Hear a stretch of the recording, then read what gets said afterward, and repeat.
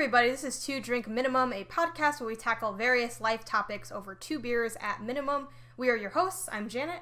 And I'm Edwin. And today we are talking about the importance of going on vacation and taking that time out to have a vacation, as well as drinking Beguile Brewing's Haphazardly, which is an American India Pale Ale. It usually says Indiana. It says India Pale Ale. Okay, cool. So let's go ahead and open it up.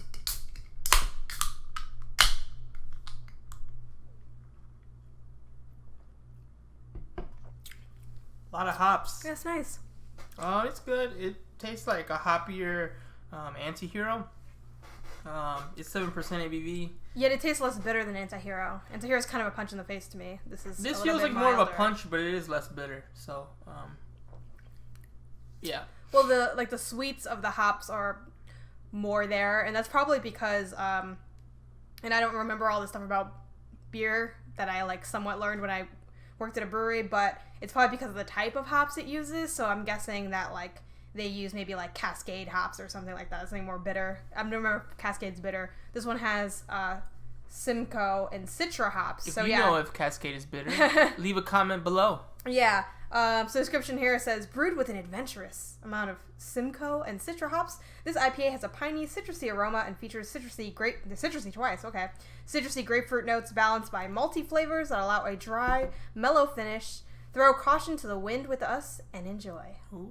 So yeah, it's a nice little beer. It's local brewery that we have over here. It's up north. And yeah, that's about it that I have to say on that topic. 7% cool. ABV. All right.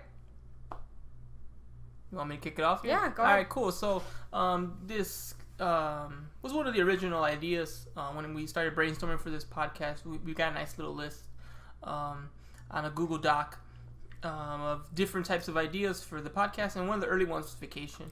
I think one of the reasons why I thought of it, or whoever thought of it, or we thought of it, was because vacation's super important to us, and I think it's important to everyone.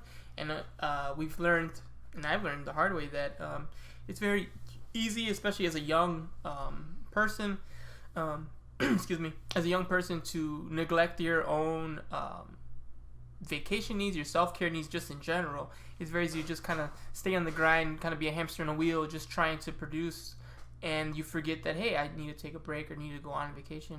So today we really want to just focus on the importance of vacation, because I'm pretty sure that there's a lot of people out there who are like, actually, I haven't taken a vacation since I was 14 when my parents forced me to go to some Midwestern town I didn't want to go to because my aunt has a farm there.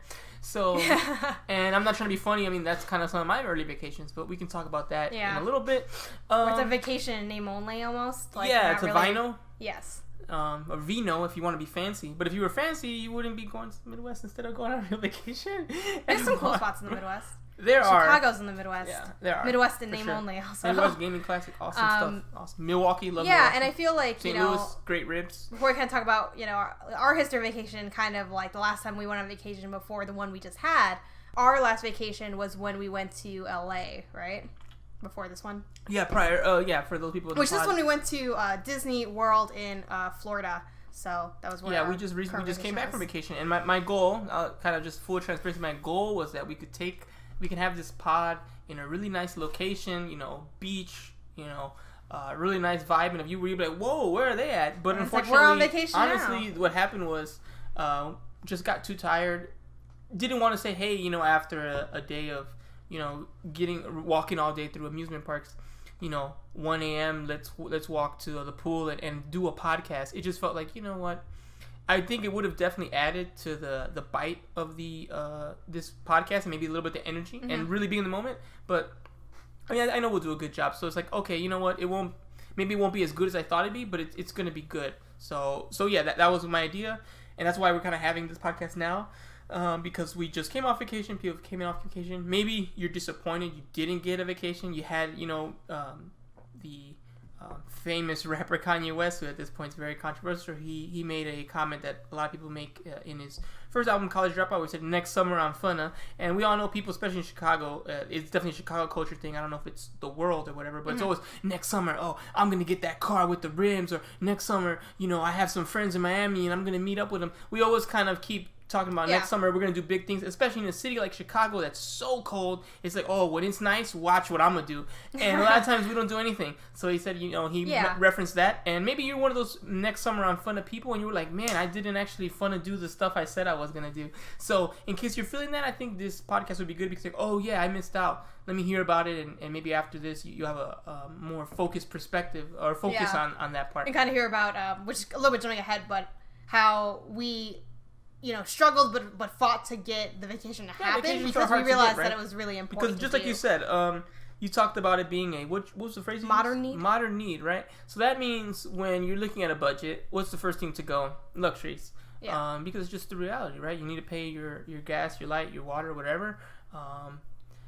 Your internet, that's apparently a need. So what's more of a need, the internet or a vacation? Probably the internet. So that might be like, hey, I just can't, I can't pay this stuff. So and I think that's why vacations, at least for us, have been a gap. If you're well off and you have a budget and you're not really thinking about it, great. But most people, and the stats show this, most people don't have $1,000 in the bank account, which means you don't have enough for a vacation. Which also, like, on that note too, and that's something that, like, I didn't necessarily struggle with because for pretty much my whole life, and I'm just kind of starting things out professionally, I haven't had, like, a good amount in my savings ever. Like, the most I've ever had saved was when we had our, like, $1,000 combined. So I had $500 is the most I've ever had in my savings account.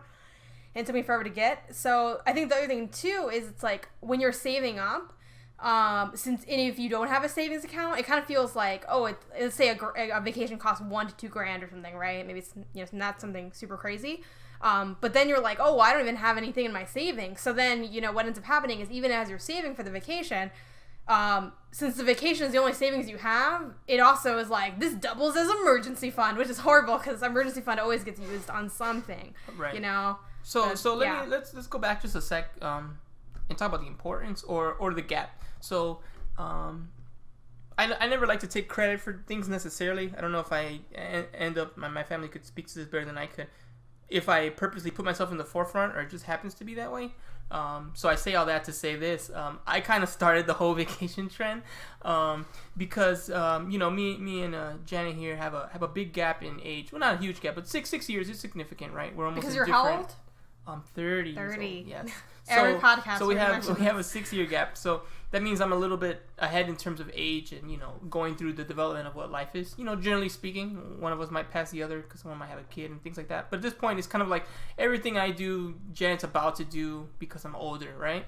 So I've been working. We won't get into all of it, but I've been working since I was 18. I've had a full-time job since I was 18 up until now. I never have been unemployed. It's just been work, and that's great and a quote-unquote blessing. But it also means like, okay, so that means you've kind of been on the grind pretty much almost as quickly as legally possible. You could start at 16 working, but I'm at 18. I'm right there on the edge, especially for full time. Mm-hmm. So yeah, so I've been working this whole time, and coming from a middle class ish family, and then also living on my own for a while in those early years. I had to work all the time, and every dollar really counted. I wasn't making much, and I needed to pay my phone, I needed to pay my car. When I moved out, I needed to pay my rent. So vacation wasn't even close to an option or a thought in my mind. Mm-hmm.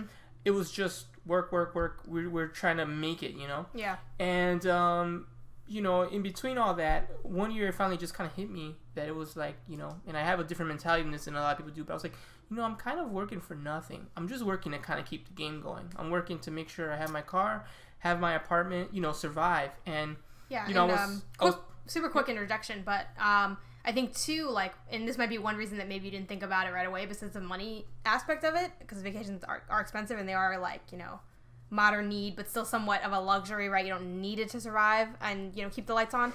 But growing up, once again, we're siblings, like, we never went on vacation. So it also just wasn't in, like, the culture. Like, I know people that, from various, like, class backgrounds, because I don't think you need to be rich to go on vacation. No, which is another point that we're trying to make in this podcast. Like, it's just about, The point is everyone needs to. Everyone needs to, regardless of it is possible. Your status. So your financial situation, there's hope. you need to go. So it's a must, and that's kind of what we want to get at. And so I know people of like lots of different classes that have, you know, gone on vacation, and they're like, oh, every like, you know, year, every 2 years, every 3 years, whatever, my family goes to like wherever, and they do whatever, and blah, blah, or like, blah. Or hey, we did, you know, people would do things, and I like realized that after I was like maybe in college and met other people that did things. But as kids, we didn't ever go on vacation at all. We had one like weekend or week at Boston, but we just stayed at my uncle's house. We never left. So I think we were just there to kind of visit or whatever, and we just kind of were along for the ride, but we didn't do anything while in Boston. Then we had, you know, we went to Mexico. Both of us are Mexican. So we went there to visit family, and that was cool.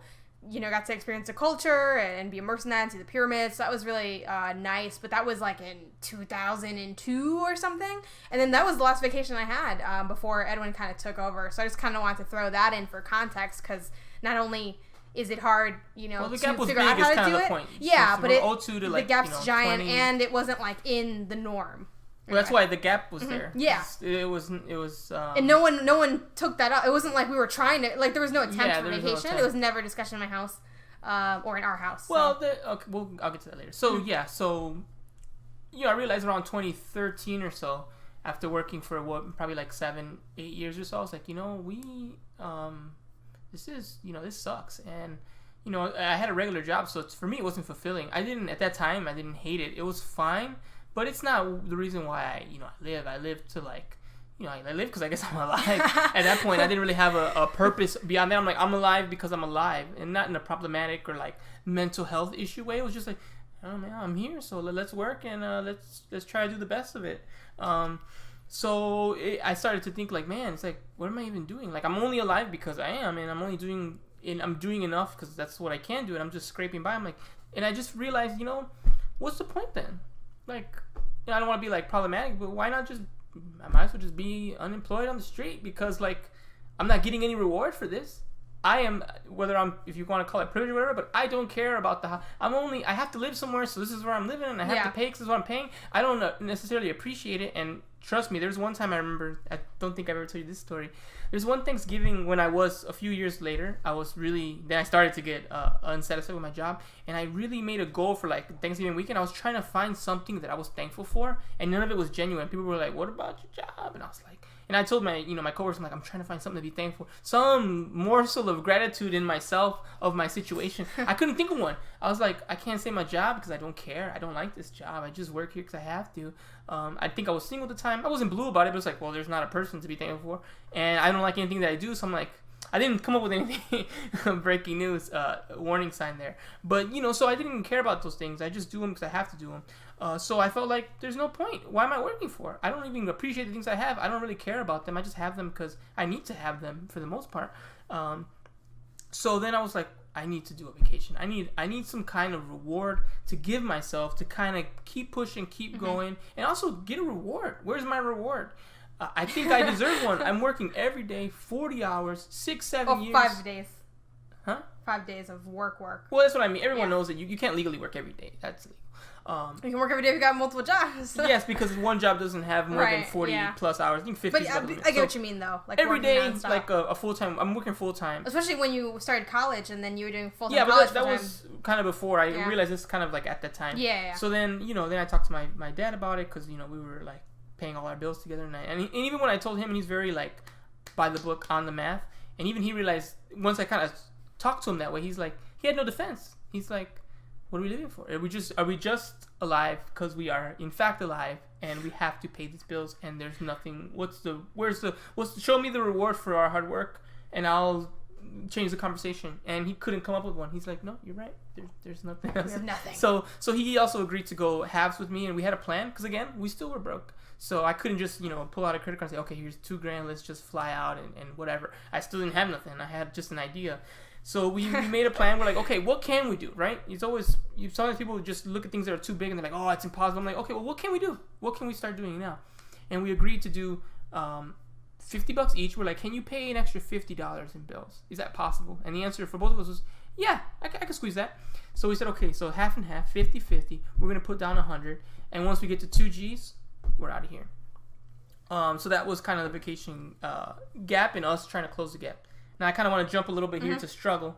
I'll try to keep it quick because I want Jan to talk too. But it is kind of my story, so that's kind of how it works. Because at the time Janet was like 15, 16, 17. And I still barely came with nothing on this vacation. Yeah, she wasn't part of these conversations. Yeah. She wasn't part of the financial plan. She was just like... I think I was quite that young, but I wasn't working. You were pretty young. When I had the idea, it was 2 years before we went. When we went, you probably were not in college yet.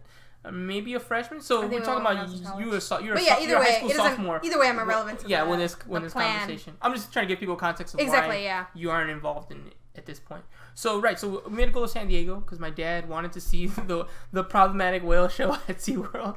So I'm like, hey man, we'll only go once. It's fine. I'll donate to a charity or something. So fine, let's do it.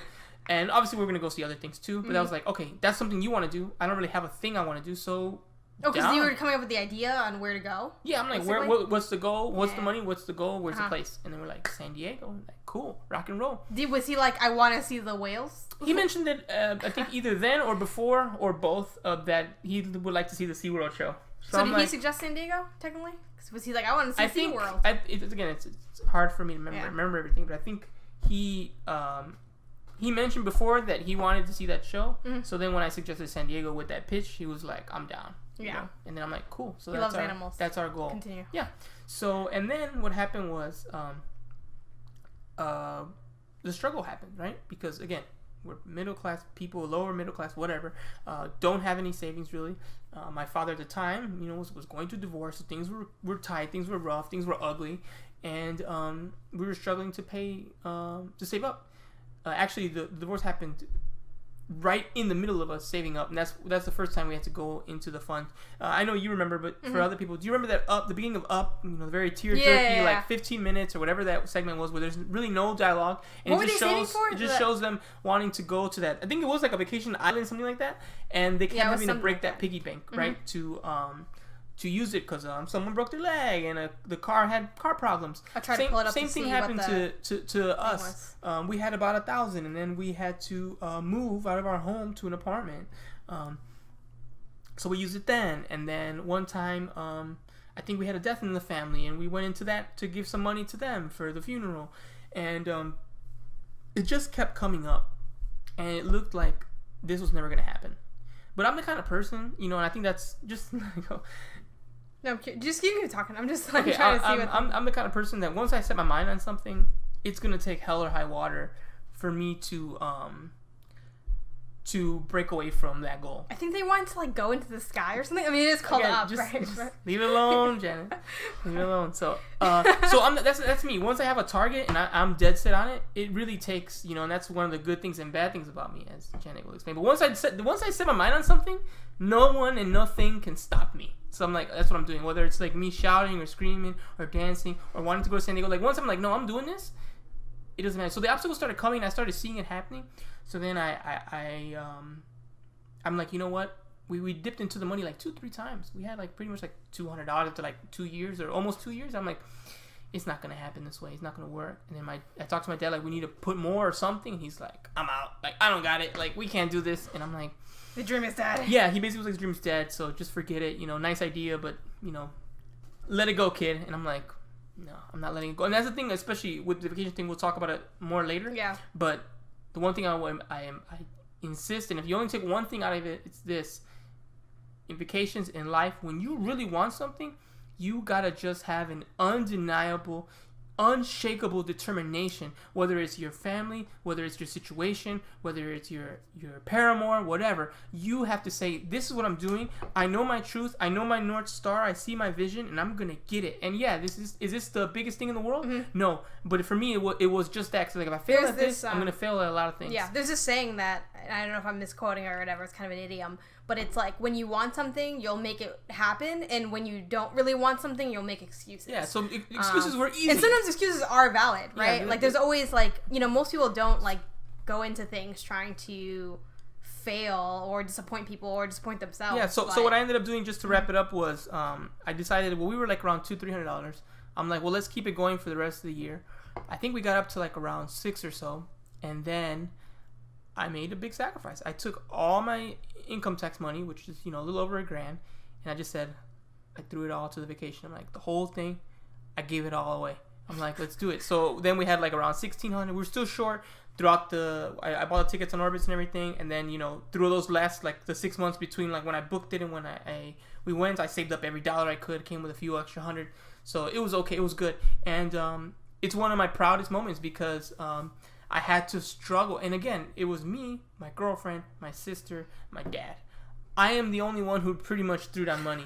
Like, did Janet buy a pop? Yeah, maybe. Did Maggie buy a couple sandwiches? Sure. Did Dad, buy a beer? I'm sure he did. But when you look at the number, it was like Edwin 2Gs, no one else at 200, It was like over super like everything.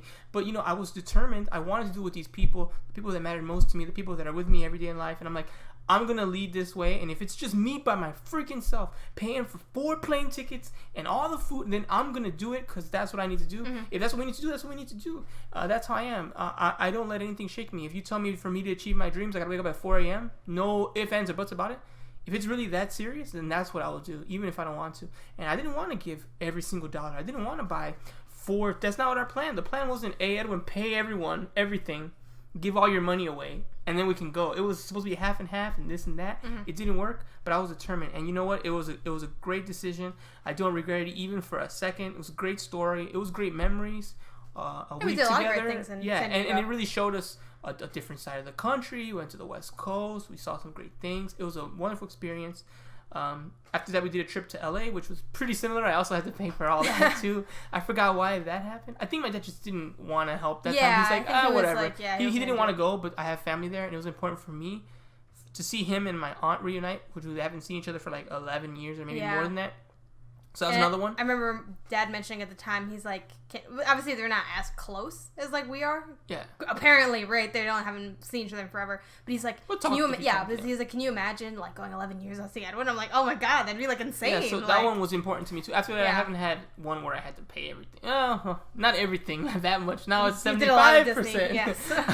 It's slowly lowering. One day I'll take you on vacation. Yeah, I'm gonna hold you to that. And now we got recordings of it. I'm like, hey, remember? Yeah. One day is a lot. You said you're going to live forever, so I got time. But I expect you to die first, so. I know, but I still have some time. So the point is, I think I just showed you a couple examples where I really had to struggle and fight, and I clawed. And I had problems too. Even for the LA trip, I had the money. I paid the tickets. My car broke. Like, the transmission went out, and I went on vacation, I didn't have a car anymore. And I just quit my job. But I quit my job for good reasons. Like, I started getting myself together. And then even then, my dad mentioned to me, because I bought tickets to say January, and like April my car broke, and then I had the trip in June or something. He's like, I really admire what you do and this and that. We're being real nice. And he's like, that money you spent on this trip could have fixed your car, could have brought it back, and you can't do that because you sacrificed. And then I told him, it didn't matter if it's between the car and that, do that. But he's right. Especially once the transmission goes out. Many rational people would be like, they would have been kicking themselves in the head. That's not my mentality. And I was focused. My North Star wasn't keep the car running. It was this trip for my dad and my aunt to reunite, and for me to see my family, and me to go there means a lot. And I'm going to make sure. Of course, if I don't have a job and I literally don't have a dollar to my name, that's different. But if that's not the situation, I'm going to do everything I can to fight for it. Yeah, and I think So you have to fight for your vacations, unfortunately, if you're not in a position where it's easy to do. Yeah, and I think the theme in some ways, too, is like, or a tip, which this sounds very dire, but kind of exhaust all options. Like, you really have to, like, push as hard as you can to make it happen, because if you're not in a, like, really stable, comfortable financial place, then it's not going to be easy. I mean, it's not even easy when you have a lot of money sometimes, because I know for me, like when I made a lot of money when I taught, like I don't have any of that money left, because honestly I would just I was so busy with like the job I had that I would just kind of throw money at different things. I didn't have a car, so I still don't have a car, but so I would just like Uber a bunch and whatever. But even more so when you don't have a whole lot of income even coming in, like saving is like really difficult because there's not even much to save. And it can definitely feel, I think, like a little hopeless when you're just putting like the 50 or whatever. Sometimes you do have to just do like a big push at the end, and like you want to do it smart, and if you can set up a plan for that. Like And plus, saving money is always good. So even if for some reason, like, Right. honestly, if you decide, like, you know what, like, I'd rather, and maybe you change your mind, right? Maybe the vacation ends up not being for you. You want to do something else with the money or whatever your situation is. Like, you'll never regret having money saved. So either way, you should be putting money aside. I'll push back a little bit on that. You're right, of course. Having money saved. But, like, if something crazy happens, you know, like... See, that I still will push back because people will define crazy in different ways. Well, I just mean you have to spend the money. I don't mean that you shouldn't go on vacation still. I still think... Literally, obviously, I would have to evaluate, for the people listening on the podcast, I would have to evaluate your personal situation. But I think car breaking down, divorce, security deposit, like, those are all the things I mentioned. Unless your immediate family member is dying of cancer and this money would save their life, I suggest you go on vacation.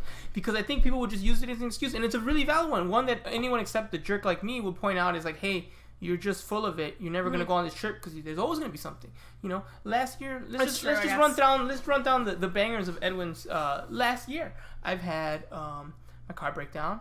I've had tickets. I had an impoundment of my vehicle due to a suspended license I was not aware of. We had a gas bill incident, which ended up costing us like $1,500. That's in the last 12 months, and that's a shit show. The gas bill haunts my dreams. Thousands of dollars in the last few months. We had a time where you lost, when we'll talk about it later, an entire check. So I just rattled off about $3,000 of problems in the last year that would have totally justified not going on that trip. Yeah. So okay, I don't want to hear it. Whatever your excuse is, unless DM me at ePlaysCourts on Twitter, Facebook message me ePlaysCourts, Instagram ePlaysCourts, YouTube. You're watching this, what just go ahead, play courts. Okay.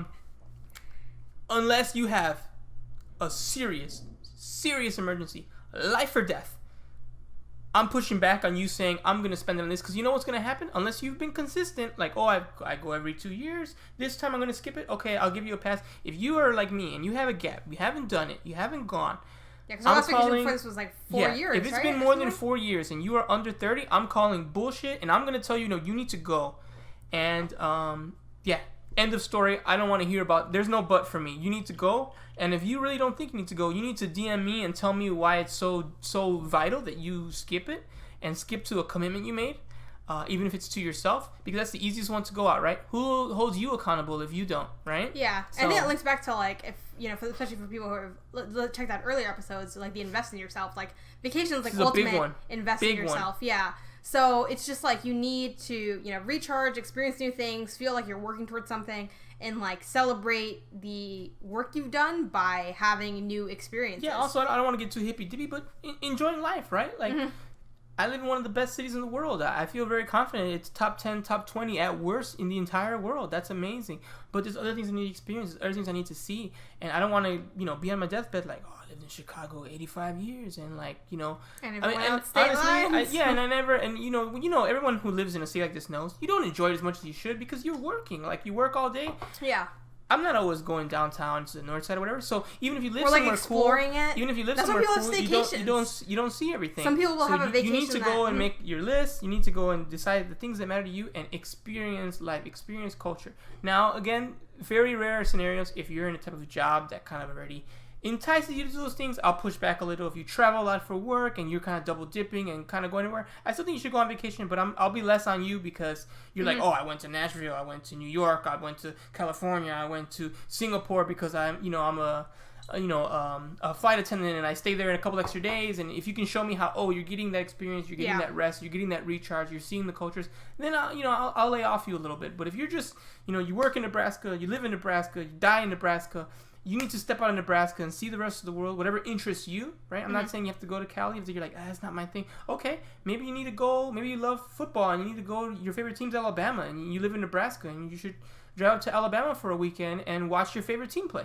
right? Maybe you love hockey and you love the Edmonton Oilers and you need to go up to Edmonton and see that. Maybe you're a comic book nerd and you need to go to Comic-Con for a week and then spend the rest of the week in New York going to the best comic book shops that you have always heard about and, collect stuff and talk to people. Like, whatever your thing is, whatever your vices are, you need to explore them and enjoy them and celebrate them and experience life because, it's cliche, but we only go around once.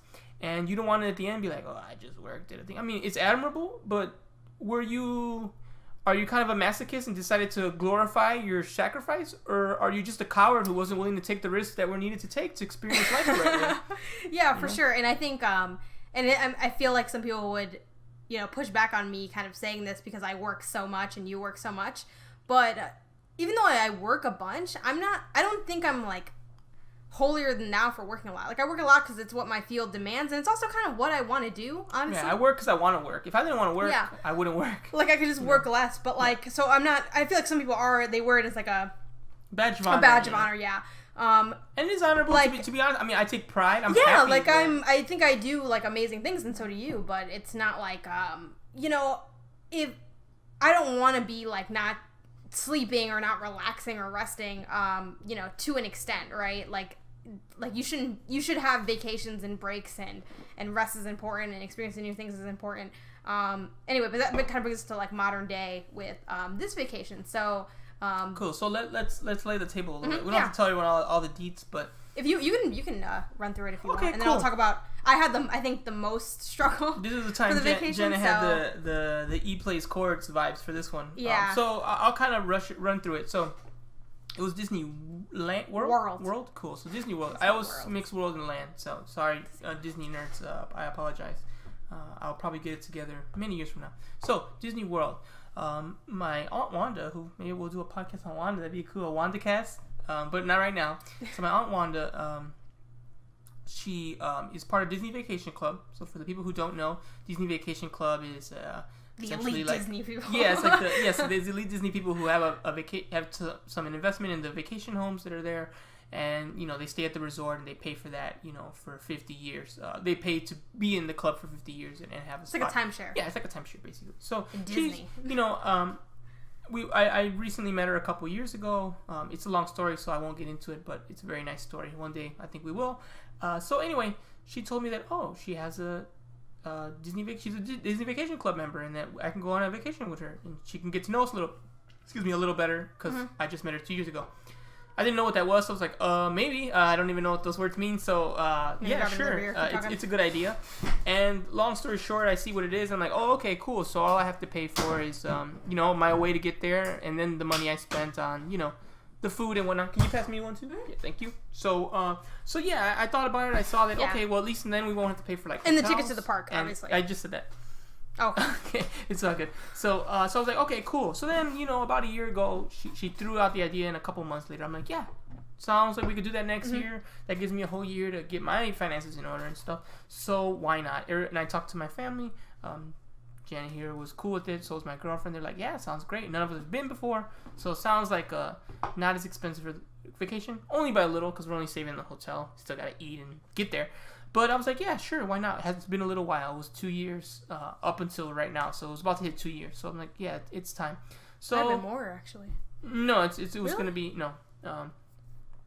It would be more if we didn't go. Then we'd be running up on close to 3. So anyway, so I was like, cool, let's do it. And that's where we were at. And now I'll kind of let Game Honesties talk about it. So that was our goal. Going to Disney World with my aunt this summer. And now I'll bring in Janet so she can describe what ended up becoming the struggle. So talk about, just to preface it, talk about what made you getting there hard. And then you can go into the unexpected and how you kind of persevered yourself to make it happen. Yeah, it was such a mess. So like we had kind of decided that we were going to go on this trip, and at the time I had a pretty good paying job. I taught at CPS, and CPS teachers actually get paid a nice living wage. Definitely, not what the work is worth or whatever, but it's good, especially compared to other states. So I had, a good paying job, but I also have kind of a lot of expenses. And as Edwin mentioned earlier, we had like the People's Gas fiasco, which the TLDR of that, the short version, is that I owed that money for a while, and I wasn't able to pay it because at the time I was in between jobs and I was just really broke. And I kind of just let the debt pile up, and then we had been saving money for our own savings. And then at a certain point, People's Gas was like, hey, if you don't pay this, we're cutting everything off. And they offered me to like pay like a good amount, but not the whole amount.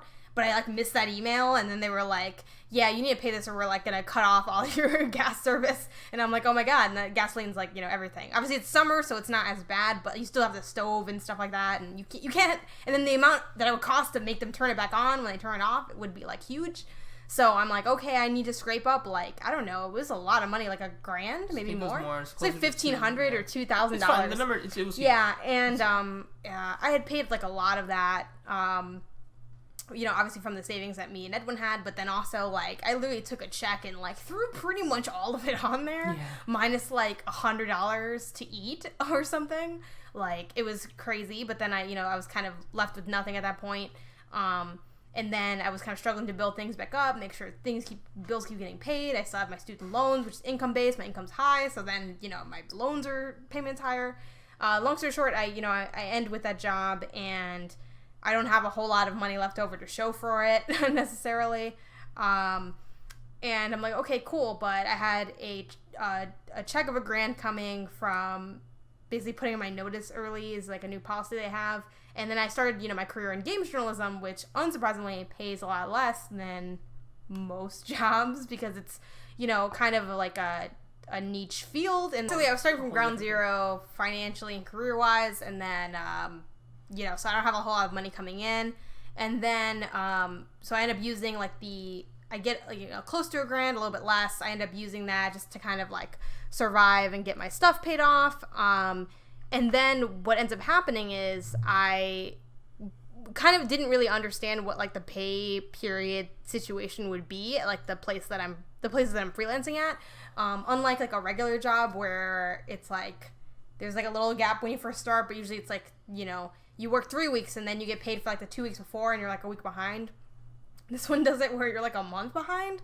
So the long story short is I thought I was going to get a check for $500, but I got a check for like $100. So then I had like way less money. Cool. Let me jump in. So, because one, I think that was a lot to say. I don't know how many people picked up on it. So let me just do the recap. Yeah.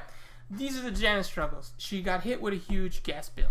She, while trying to save for a vacation, lost all her savings because she needs to spend it on emergencies, which is fine. That's what they're for.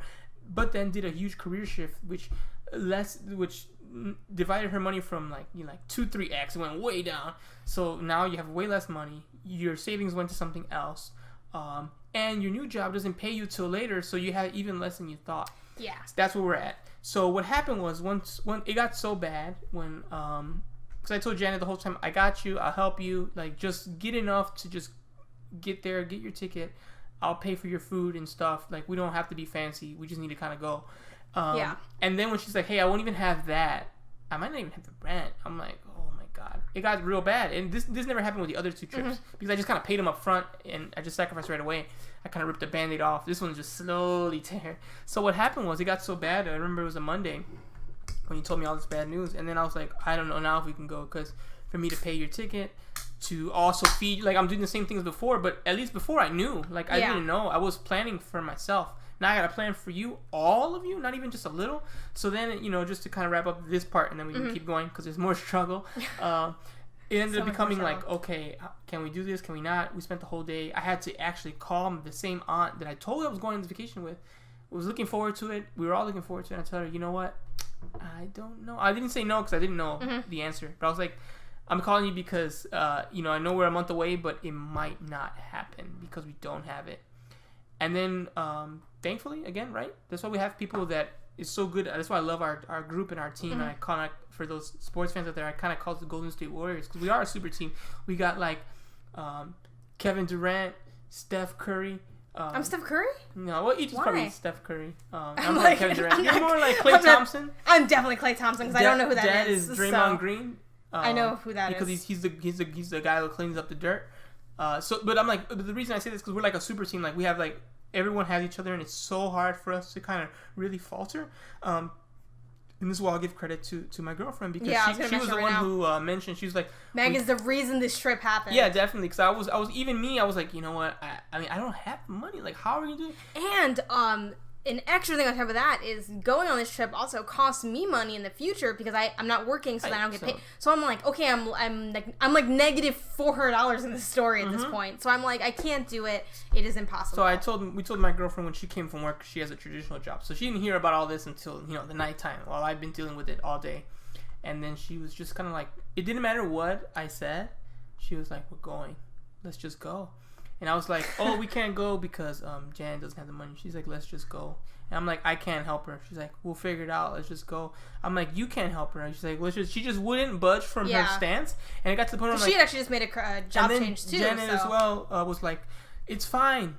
Just go without me if I'm the one holding us back. And then that's what I love about our team. We were like, no, that's not how we do things. We don't bring anyone. We don't leave anybody behind. We're all gonna go or none of us gonna go. And we said we're all gonna go. We're gonna figure it out. And I know Janet was. I don't want to speak for you, but I felt like you felt guilty. You felt bad. You felt upset that people would. Why are you guys suffering for me? I'm telling you, just leave it alone.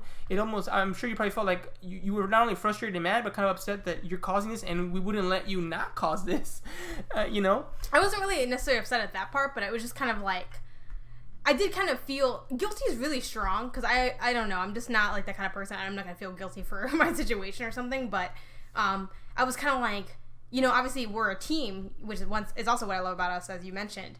But I'm like, oh man, I mean, I am technically like the cause of the problem, quote unquote. So it's like, I'm like, oh, now we all have to like find $500. Like, how are we gonna find $500? So eventually, I kept talking to my girlfriend, and she just wouldn't budge. So I'm like, and then I kind of said, well, okay. And do I have the? And I think that's the funny thing. A lot of times people, kind of the investor stuff. When people don't have the answer, they decide to give up. Mm-hmm. And I didn't have the answer, but I'm like, I keep going to her, and she's not budging. So I'm like. Kind of like the zig or zag, like, okay, well, we all talk together about it. I have to solve. I think too many times people would try to solve the problem and they can't. They stop, right? They're like, how am I gonna, like for me, let's say for music, how am I gonna make this profitable? I don't see it. I'm done. Instead of being like, well, let's just make some little steps and we'll get there. We'll work our way to, how's Game Honest is gonna become a full-time staff member at a big site. I can't see it. It's done. It's like, well, why don't you just start writing, start working, start messaging? Like, people just say, oh, I can't see the finish line, so I'm done. And that's where, like, I think we mentioned this already in the podcast. Neither of us are religious, but there's, like faith it really is a powerful thing just in life, not necessarily, like, or belief in yourself or in the goal, right? It's like that leap of faith, you have to, like, go for it, and when you go for it, that's when it can happen. There's that cheesy Steve Harvey thing with the parachute? You gotta jump for your parachute to open. Like, and it's true though, right? Super cheesy, but it's true. Your parachute's not worth anything on the ground. And so then, big shout out to Maggie. She was like we told her a bunch of times, to her face, but I can't say it enough for her being just so, like, calmly determined. Cause she wasn't, like, aggressive about it or anything, but she was just like, she said what I said. She was like, no, we need to go. She's like, we've been talking about this forever. Like, we need to do this. The end. And I think at the time, actually, she didn't technically have a job. No, technically, that's the other thing we didn't mention. Janet was starting a new job. Yeah. Maggie was jobless going into it. She was in between. She's trying to find it. It's not like she wasn't. Yeah, she was looking for a job in her field. She's also a teacher, so it was the season. So it's totally not. It wasn't weird or anything, but it was still like, technically, I'm the only one making income that's of any significance. Which is why, a building, and I don't have those numbers. Yeah. So what the heck? Which is why Maggie couldn't technically offer any help because she didn't really have anything. So then again, so let's go back to Janet's struggle here. All right, now we're at the point where the point of no return. We're gonna do it.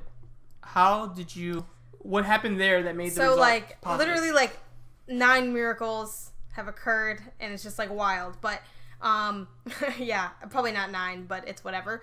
But I felt like what happened next was just proof that, like, if you take the leap of faith, like, the universe or whatever will catch you. I won't pretend like it's all hippy-dippy because it wasn't all up to chance. When you knock on doors open, right? Yes. So we were I'm the one who knocks. We're like, we need this money. We need like $500 at least, or so, or whatever. So we're like, okay, let's figure it out. And literally, we were like, okay, let's save as much money as we can. We had like Maggie sat down with me, my best girlfriend Maggie, and our roommate. We all lived together, right? Sat down with us, and we were like, okay, and we already knew that Edwin was kind of basically going to be in charge of food for the trip in general. So we're like, okay, part of the goal, once again, we're a team. We're like, we need to make sure Edwin also saves as much money as possible, because any money Edwin spends is going to, like, hurt us in the future as a unit. I did nothing. I ate as little as possible, and my job was just work. Yes. Everything. So to help Edwin eat everything. as little as possible, we were like, okay, let's really plan out our meals super aggressively. I was already kind of doing this because like I said, I didn't make a lot of money. I still don't make a lot of money because it's like a few weeks after, but extra like to the extreme level where like we cannot buy anything, like it needs to be all documented. We ate like potatoes and yeah. and sauce like for like 2 weeks. Like Maggie sat down with me and she said, let's make a calendar for how we can do groceries like on an extremely small budget. I think we literally spent every time we went to the grocery store $30 a week for 3 people. I'm sure Edwin maybe had a snack or 2 outside or whatever. But I kept it real light. I kept it to like. And we would like message him like, okay, here's the food that's here. Like, don't get anything on the way home. Sometimes we they got dinner for mentioned you. it was food, and then they didn't make the food, and I just went hungry. I remember that happened to me like 2-3 times in a row. Like the final week, I'm like, guys, you sent me a message. Not the final week, because the final week was the potato quesadillas. So I know it's not true. No, but maybe I'm missing the week, but I think it was the final. There was week, one where we said we were gonna make wings, and then we didn't make the wings. There was one where you said you were gonna buy a pizza, and you didn't buy a pizza. Yeah, I remember that. Days. You like, oh, I didn't go. We'll buy it tomorrow because I couldn't go. Yeah, and then tomorrow came and no pizza, Yeah. and I kept not eating outside because I'm like, the pizza's home. Pizza's home.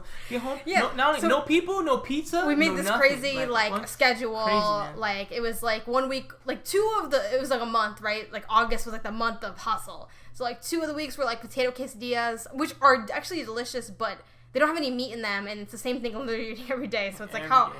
and also multiple times a day because they are filling, but they're not like so filling that you need to eat multiple meals. So you would eat like I'd say you'd eat like 4 to 8 potato quesadillas Okay, a day. cool. So the quesadilla So saves money that way. Food was like a thing that we were like targeting, and then we also were just like, let's just sell a bunch of stuff. So the big thing that came up was GameStop. Shout out to GameStop. We did. They had a promotional that they have fairly regularly that comes up, where the trade-in, you can sell stuff to GameStop. GameStop. It's a video game store. Yeah, it's a video game store that people don't play video games, Yeah. That's the end. It's a video game store. It's a store that specializes in video games. They Buys also have and collectibles sells and trades things. Yes. Games. So we the big thing is that you can. Their big thing is like pushing used products, and they want you to trade in your games to get more new games.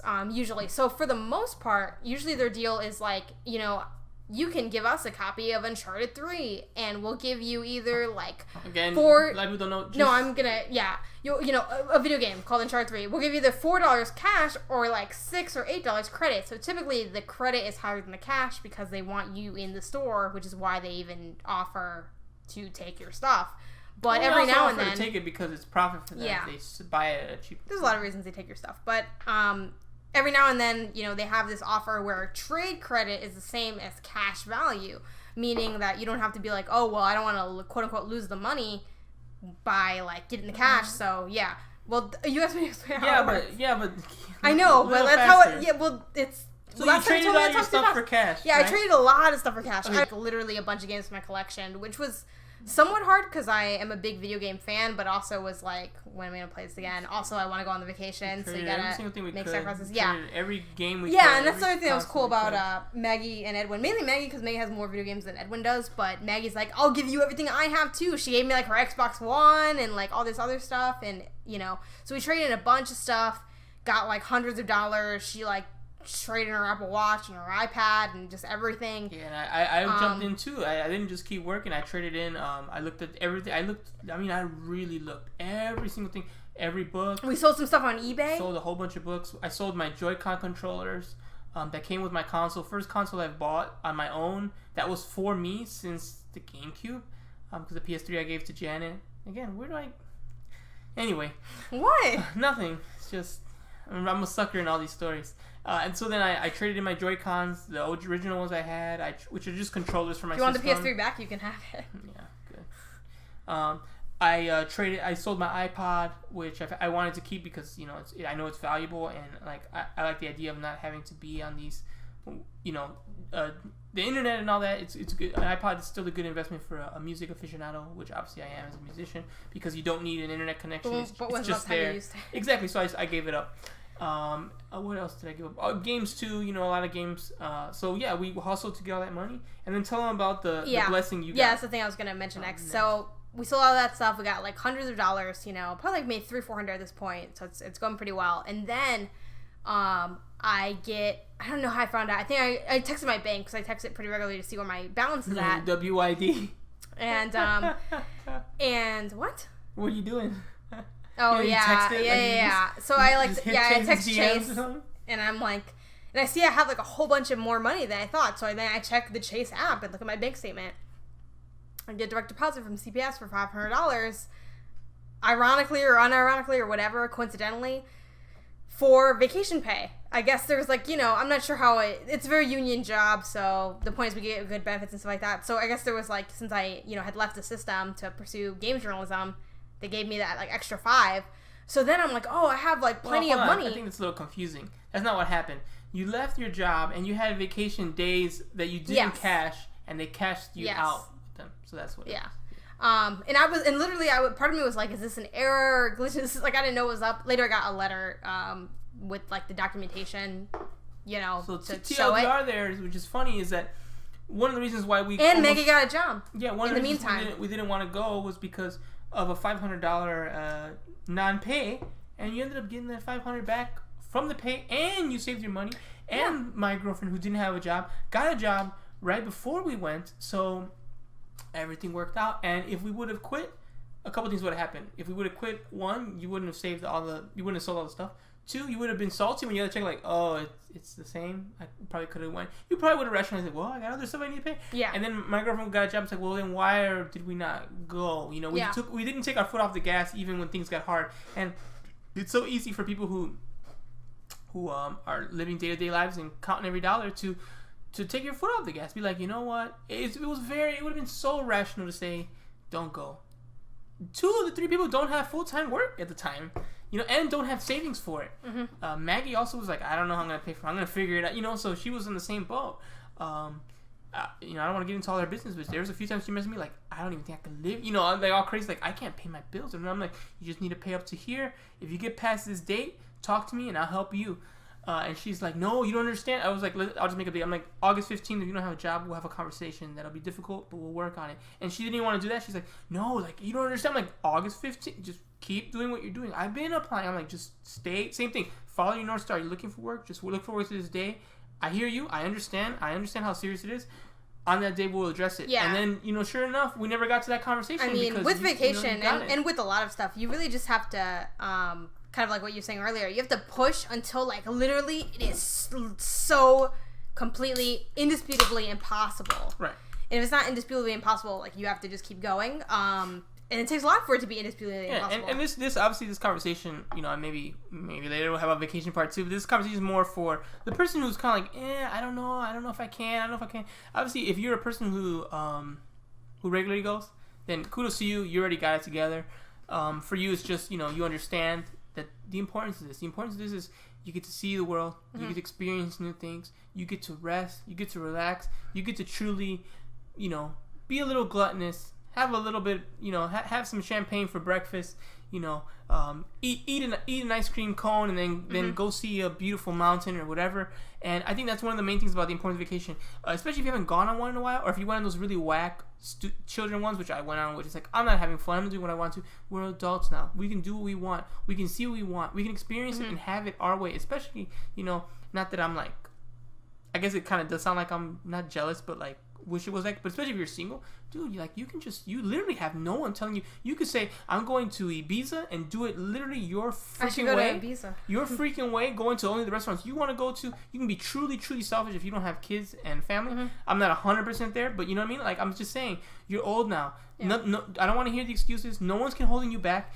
If your dream is to go, now's the time to go. If your dream's to go to Louisville, then go. That's not my dream, but if that's your dream, go for it. If you want to see the John Deere, like, trucker, like, factory, whatever, go for it. If you want to see I drove by the Corvette Museum, you want to see whatever your vices, whatever things you want to enjoy that would make you so happy, go do them.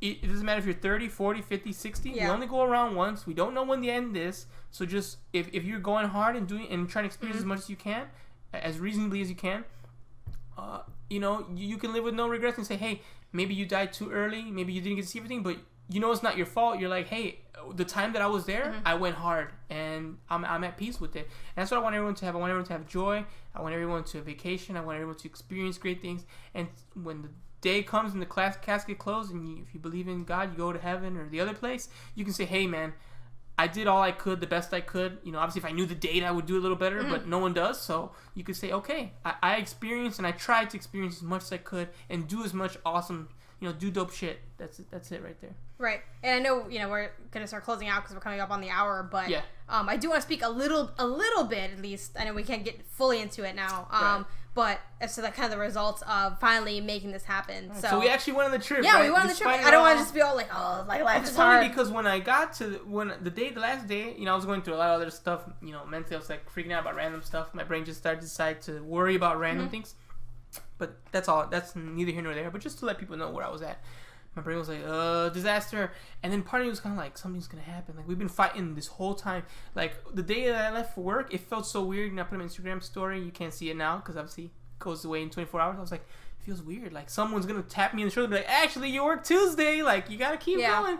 And it felt so weird. It was like a anticlimactic moment where I'm like, oh my God. Like, we're going. Like, I'm driving tomorrow morning to go to Orlando. Like, it's actually happening. And that was great. So, again, I'm driving. Tell the people what the trip was actually like. Yeah, it was awesome. It was honestly way better than I thought it would be. Not for a negative reason. I've never been to Disney World, and I'm not a huge Disney fan or something. Like some people are live for Disney, and that's not me. Like I watched the movies as a kid like anyone else, but I was like, oh yeah, that's cool. So we went there. We had a layover. We drove, but we stopped in Nashville. Yeah, it's definitely not a layover. Yeah, well, it's like a weird driving layover, but we stopped in Nashville. I never heard of anyone call it like that. It's kind of like a road trip. I think of it as a road trip, I guess. We road trip down there. We with drove a pit down stop there in to Nashville. save money, right? We drove down there, and since it's a 17-hour drive from Chicago to Orlando, we decided let's cut it almost in half. We did 8. To Nashville, and then the other 10 Yeah, so, off the bat, Nashville was awesome. I loved Nashville. Live music. It was just a couple hours of, actually experiencing it, right? 4 or 5, in a hotel 6 and stuff, yeah. But, yeah, that was awesome. Live music everywhere. Really amazing-looking booths. Great food, fried food, delicious, fun, chill. Loved it. So that was Nashville. Then we go down to Orlando for Disney World. We saw my aunt who, like I mentioned, we barely met a year ago or so. 2 years ago. And 2 years ago, yeah. And we don't know super well in the sense that we haven't hung out. You don't really know someone as well until you get to hang out with them. Obviously, you get a sense based on social media and stuff like that, and talking to her. I definitely didn't feel oh, you're totally different than I thought you'd be or something. I got a sense of her personality, but. The whole point was to be together for an extended period of time in person and get to, really know one another. So, we went there to Disney. I've always heard about, as an adult, I've heard about, Disney being, super intense with, customer service and, super clean and stuff. And that totally lives up to the hype, if not beyond.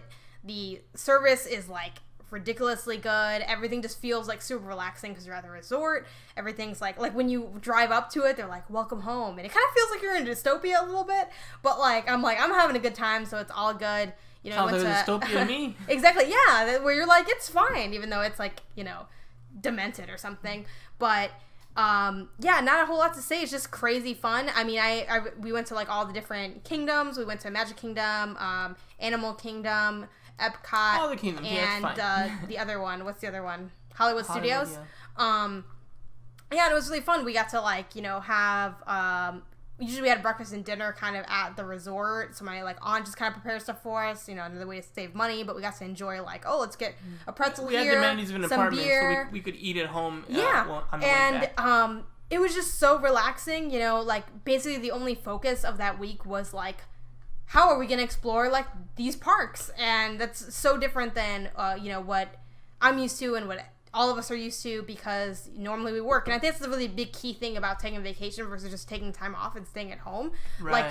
Getting somewhere else, you're out of your element, you're fully enjoying it. Even a staycation, which I know some people take where they take a week off and really explore their city. It's not the same because you still come home to your home and it's the streets, you're driving on Archer and Archer. It is where you totally are. Yeah. But at Disney, it could be a good medium. If you can't do what I just said, you can plan for a big goal and in the middle do little bite size. Okay, I can't do a week vacation this year, Edwin. I'm not going to save up that money. Okay, can we do then a staycation or a close nearby place can be good. Or even weekend trips somewhere. Right, but in general, I mean, it's the most I had slept in a while. I'd been working like really, really hard, trying to like get my career off the ground and like, you know, transition to this new field. Longest I've gone without playing a piano, which is not even that long, 7 days. Yeah, but like, for me, that's 2 years since that's happened. And I have to document, you know, my practice time and gigs and all that. It's also like vacations is one of the few times, especially if you go with other people, where you're like fully engaging with that person. I think it was a time where we were just like literally like, we're together, we're here to have fun, and that was it. And even when you come home, it's like coming home to like a vacation spot. And having the resort was also super great because you can kind of settle in and feel like you're at a home away from home type thing. And those are my big things on Disney. And I think I learned a lot too, because even though I knew this, because I also everyone should go to Disney. Yeah, I thought it was just like for Disney fans. Everyone should go. It's literally magical. I was drinking a like Lilo and Stitch style mimosa, and then I got to hug Stitch, and he was so soft. Like literally, it's so much fun. Yeah, it's pretty great. It's really really fun. I'll say that even though I've you know kind of been I've been dominating this podcast a little just because I have more experience with having to do the vacations. Even with me having my San Diego stories and having my LA stories and feeling the way I still feel the same now about vacations that I did before this Orlando trip, but. Sometimes, you have to learn the same lesson, I guess, for the third time now for me. It's so important. I realized how much I needed it after I actually took it, right? Mm-hmm. It's kind of like when you're like, oh, I need to work out more. And then you work out, you're like, oh, I really need to work out more. I can't do this stuff, like, I can't do this. Uh-huh. That's kind of embarrassing because we're not even doing that much, right? Same thing. It's like, oh, I knew I needed a vacation, but I really realized I did when I went and, going through the process. And I realized how important it was. And I also realized how hard you have to fight for it through the struggle. Because I had similar struggles as Janet. Like, I was still working, but, I'm counting pennies, So, so I kind of relearned those lessons that I learned the San Diego LA trip.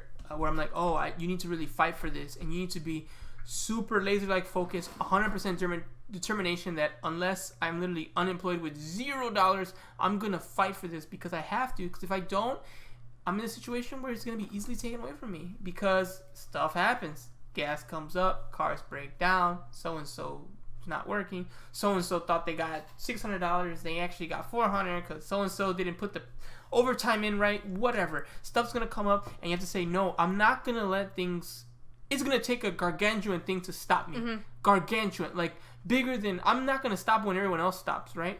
I'm going to stop when it's like way beyond what's possible.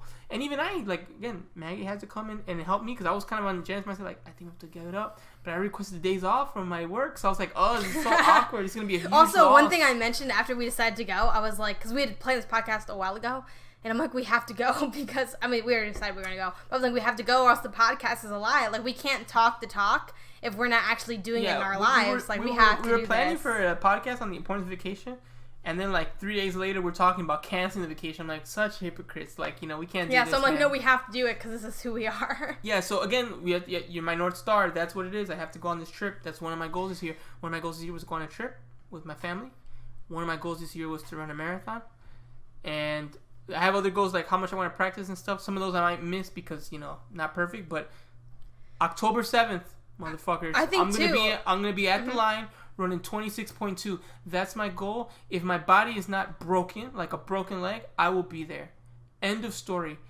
Nothing is going to stop me. No one's going to stop me. So you have to have that kind of determination sometimes in life. And it's important. And if you don't have it, find me someone who gives up when it's hard. And I'll find someone who's going to be unfulfilled.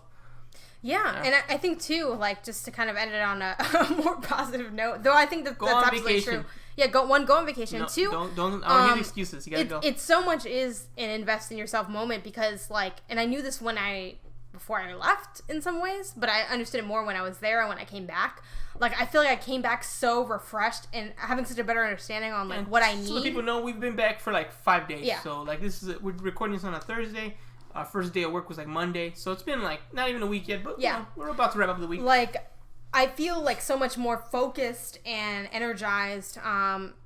Just having because the big thing that I run into, at least, and I know it's not applicable to everybody, but I have so much going on, things I want to do, but I don't have time to process and think. Not that I was thinking about work almost at all on my vacation, I would say, but having time to clear my head and think at all and relax.